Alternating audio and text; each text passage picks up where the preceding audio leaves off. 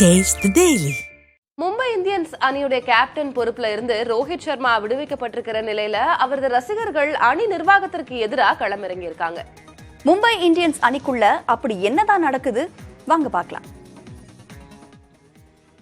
உலக கோப்பை கிரிக்கெட் தொடர் நிறைவு பெற்றதை அடுத்து இந்திய கிரிக்கெட் ரசிகர்களின் பார்வை ஐபிஎல் பக்கம் திரும்பியுள்ளது. இதனால் 4 மாதங்களுக்கு முன்னதாகவே ஐபிஎல் களம் சூடுபிடிக்க தொடங்கி இருக்கிறது. அதிலும் தற்போதைய ஹாட் டாபிக்காக இருப்பது மும்பை இந்தியன்ஸ் அணியின் கேப்டனாக ஹர்திக் பாண்டியா நியமிக்கப்பட்டதுதான். ட்ரேட் மூலம் மும்பை அணி வாங்கிய போதே தன்னை கேப்டனாக நியமிக்க வேண்டும் என ஹர்திக் நிபந்தனை விதித்ததாக கூறப்படுகிறது. இது தொடர்பாக ரோஹித் சர்மாவிடம் முன்பே தெரிவிக்கப்பட்டதாகவும் தகவல்கள் வெளியாகியுள்ளன.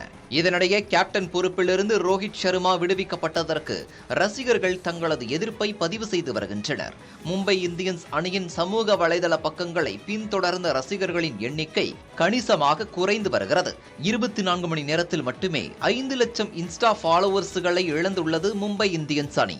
ரசிகர்கள் சிலர் மும்பை அணியின் கொடி மற்றும் டி ஷர்ட்டுகளை எரித்து வீடியோவாக பதிவு செய்து கடும் எதிர்ப்பை தெரிவித்துள்ளனர்.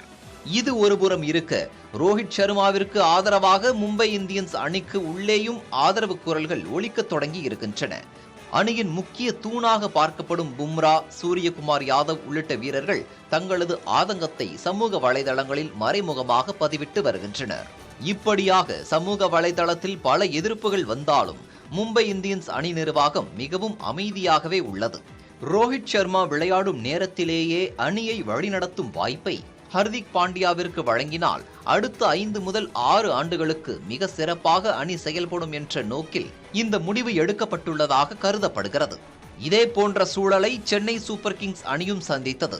கடந்த ஆண்டு நடைபெற்ற ஐபிஎல் தொடரில் ஜடேஜாவிடம் ஒப்படைக்கப்பட்ட கேப்டன் பொறுப்பு மீண்டும் தோனியிடம் சென்றது. இதனால் அணியில் இருந்து ஜடேஜா விலக வாய்ப்பிருப்பதாக தகவல்கள் பரவின.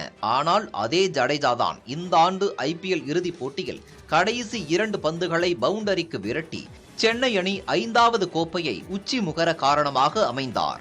அப்படியாக மும்பை இந்தியன்ஸ் அணியும் அதிருப்திகளை கடந்து சாதிக்கும் என நிச்சயமாக நம்பலாம். புதிய தலைமுறைக்காக செய்தியாளர் சந்தானம்.